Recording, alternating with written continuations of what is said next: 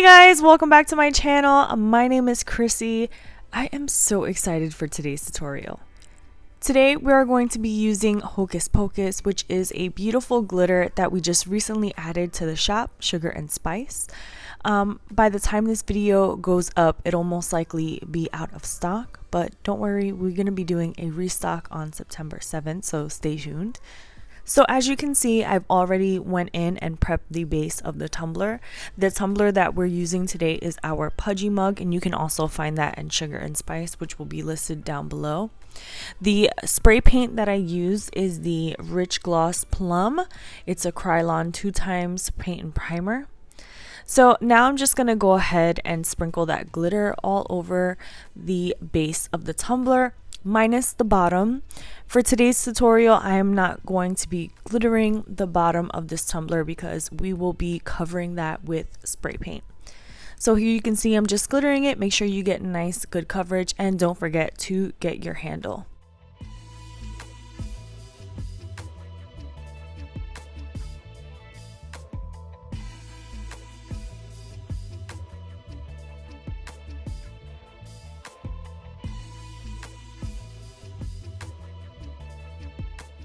So now that we got the tumbler all nice and glittered, I'm going to go ahead with this little flattening technique that I've shown you before, but if you're just seeing this for the first time, I am using freezer paper or wax paper with the shiny side towards the glitter and pressing down that glitter nice and flat.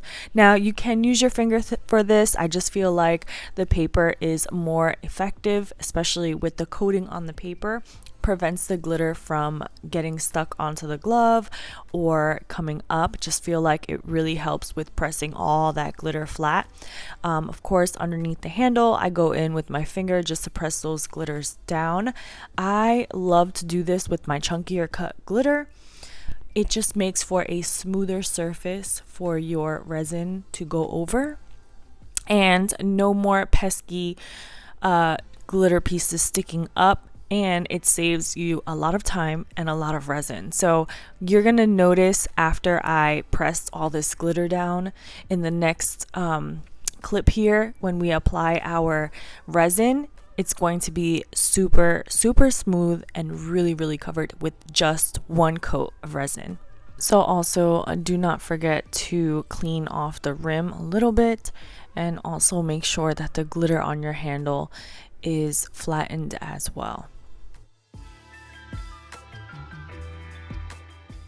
So here's a little close-up of what the glitter looks like after it's been flattened. You can see that there may be one or two pieces sticking up still, but as long as the majority of the glitter is nice and flat, you won't have any issues with your resin.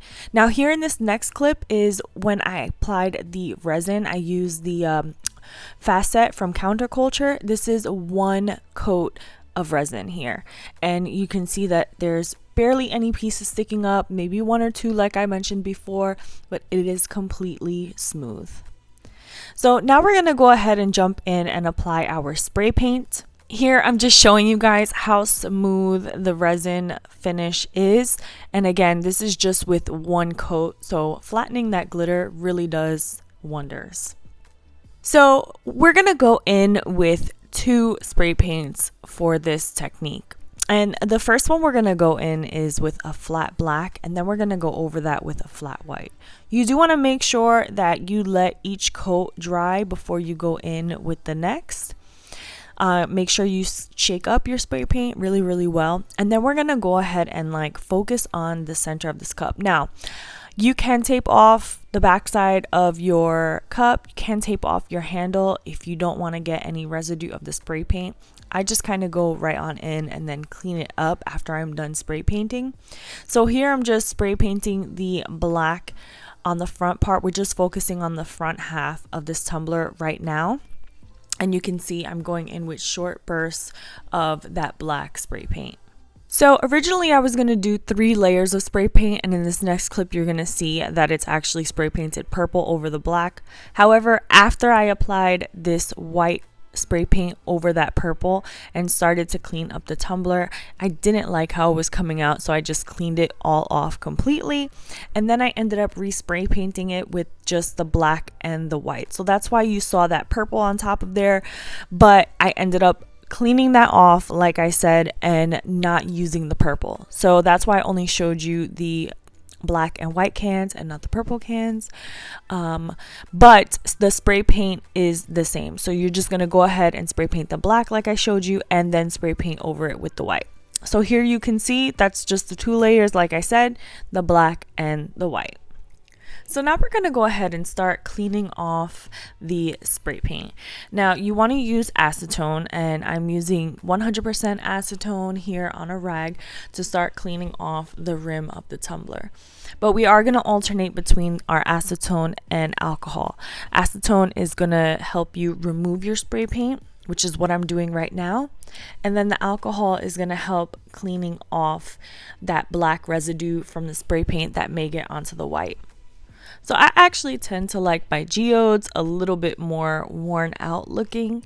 So while I do go in with the alcohol to clean up that residue, I tend to like it looking a little bit on the dirty side, if that makes any sense. Some people do like to have their geodes looking ultra clean and ultra white, but I don't mind it that much. So while I do go in with the alcohol to clean it up, I tend to leave a little bit of that residue along on the sides or around it. So depending on how you personally like yours to look will determine how much you clean yours off. Now this is just going to be me going back and forth between the alcohol and the acetone.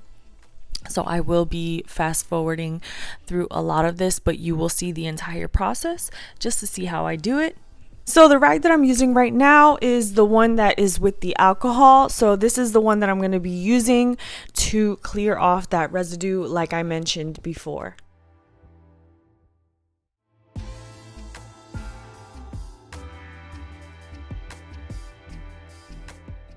And you're just going to want to alternate between that acetone and alcohol, which is what I'm doing here. This other rag has the acetone on it. That's the one that's going to help me remove the spray paint like I mentioned before.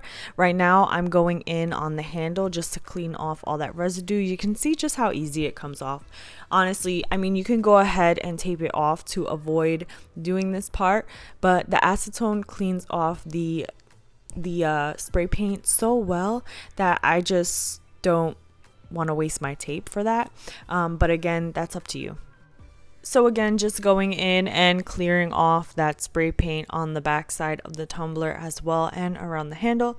It's going to be a lot of cleaning off in this tutorial, but it's beneficial to watch all the way through so you can kind of see the process.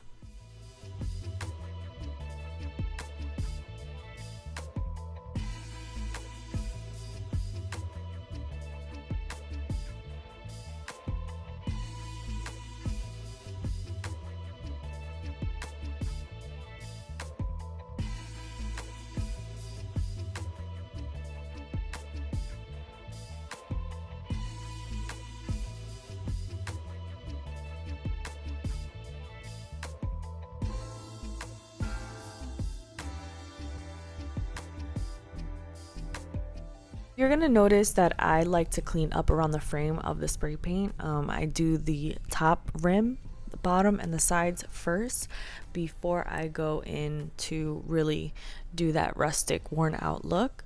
And that's just what you're going to see me do here, cleaning off the sides.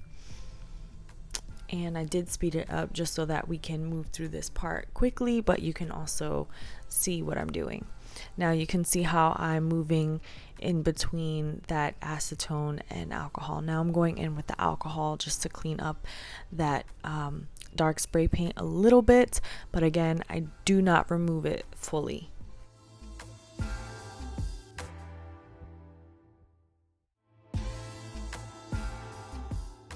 So once I'm satisfied with the top and the sides, I'm gonna go in along that bottom rim and start cleaning that off. So I just take my finger with the rag and kind of just move it along the bottom rim. Again, like I mentioned before, I didn't glitter the bottom because I knew I was going to do this part. This is completely optional. You can glitter your bottom and leave it bare, or just put a vinyl there at the bottom, whatever it is that you want to do. But I thought that this kind of like tied in the whole look of it by leaving the bottom spray painted, and also just helped with saving a little bit of glitter on the bottom there.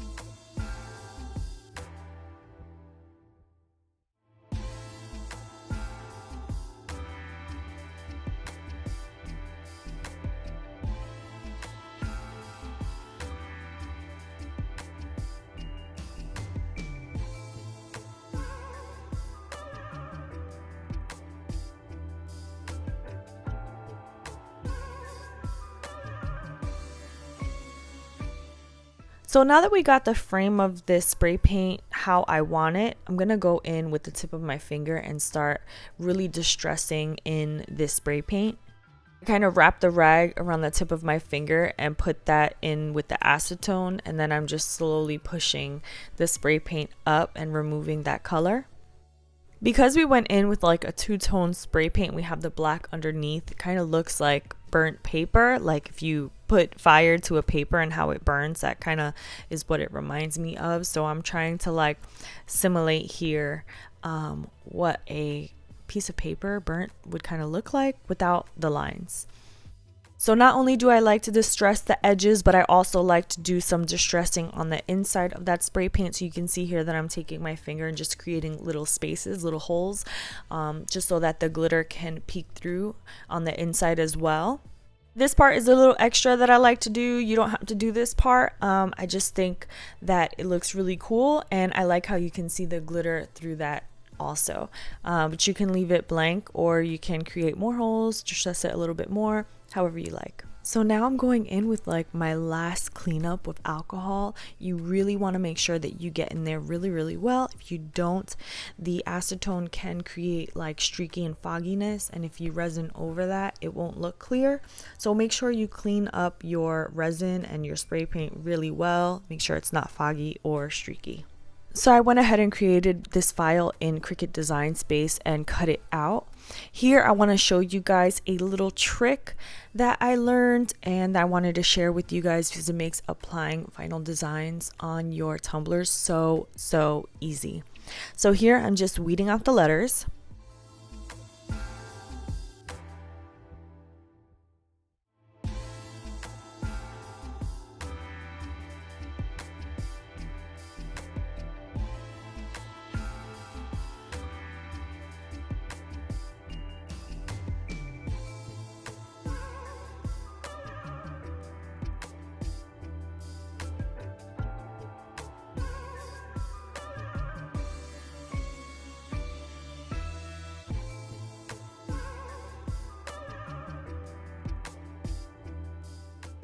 Once you've done that, you want to apply your contact sheet as usual. Make sure you smooth it on, take a squeegee, make sure it's on there really well.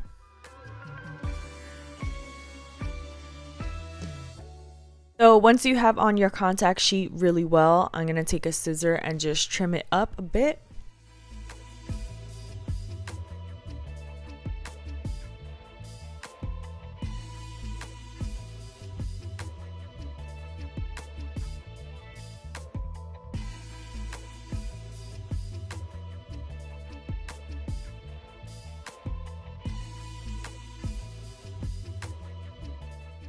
So once you got your image all trimmed up, you want to just go ahead and remove that contact sheet with your design.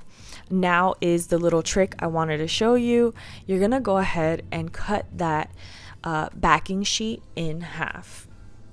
Once you cut that in half, you're going to want to lay it down in the center of your design. And because I centered these letters, I know that the letter A is kind of like my guide to where the center of my design is. So I'm taking the backing sheet and placing it on each side of that A, making sure to keep them both as straight and even as possible while laying them down. Be sure to lay it down with the shiny side onto your contact sheet, because if you put it accidentally on the other side, then it won't come back up.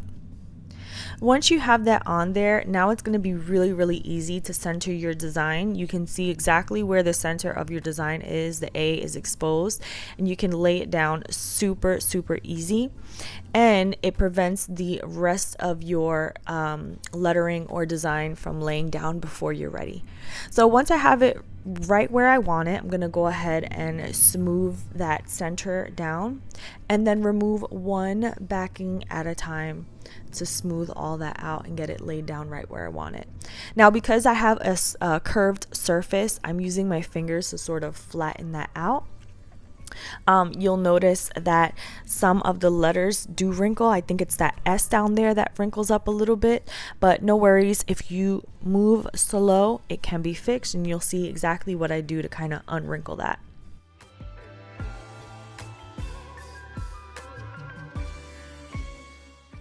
So you can see I kind of just lift up that little corner and smooth it out. As long as you are gentle, you can fix it. Now we're going to go ahead and move on to the other side, remove that backing again, and be very careful how you lay that down. So I'm just doing a little bit at a time, smoothing out those letters. You can see the W kind of was giving me a little bit of a hard time, but again, if you are gentle, you can fix it. So you can just see here what I do to kind of troubleshoot that, lifting up the contact sheet and then smoothing out the letter with my finger. Once you have that nice and flat, you can then go ahead and remove your contact sheet. Make sure to remove it in an angle, in a downward or upward, but an angle is best, and make sure to go nice and slow so that you don't pull up your vinyl and create bubbles. So like I mentioned before, I created this file in Cricut Design Space myself. If you are a member of my Facebook group, then you have access to this file as well. If you are not, then definitely check out the description down below to have access to any files that I create. Those are free and available to all my Facebook members. So you do want to give it about an hour for your vinyl to adhere to your tumbler. Once you've done that, then we can go ahead and apply our top layer of resin. I'm using the clear coat facet by Counterculture, and I'm just gonna go in and apply that all over the tumbler. Oh, I did go in and sand just a little bit. There were a couple places on the tumbler that had little pointies sticking up from the chunky glitter. So if you need to go in and sand, then definitely do that. Sand a little bit, not too much. Clean it off with soap and water, spritz it with alcohol, and then you can move on to your resin step.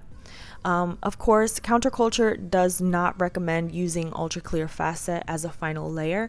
So after this is cured, I will go in with another light sand and then finishing this off with a final layer of Counterculture's Artist Resin. Well, that's pretty much it for today's tutorial. I hope you guys really enjoyed it. I do want to mention that this tumbler was inspired by the beautiful Jessica Flynn, the owner of Flynn Sisters Boutique. If you aren't subscribed to her channel, I will be sure to link her here in this video so you can go and check her out. She's super talented and has a lot of knowledge to share with you guys. So I have a lot of ideas and videos planned for you guys in the next weeks to come, so definitely subscribe to the channel, give this video a thumbs up if you liked it, and also do not forget to turn on those notifications so that you can be alerted whenever we upload a brand new video. Our regular schedule is every Tuesday, Thursdays, and Saturdays at 10:30 in the morning. Thank you guys for being patient with me as I worked so very hard to get this tutorial edited and up for you guys. I know you guys were patiently waiting for me to upload this video, so thank you guys so much. We have a lot of changes coming to the shop in the next couple weeks, as well as some restocks and new listings. So if you want any updates on those, be sure to follow me on all of my social media. You can find the links down below. We're on Instagram, Facebook, TikTok, Pinterest.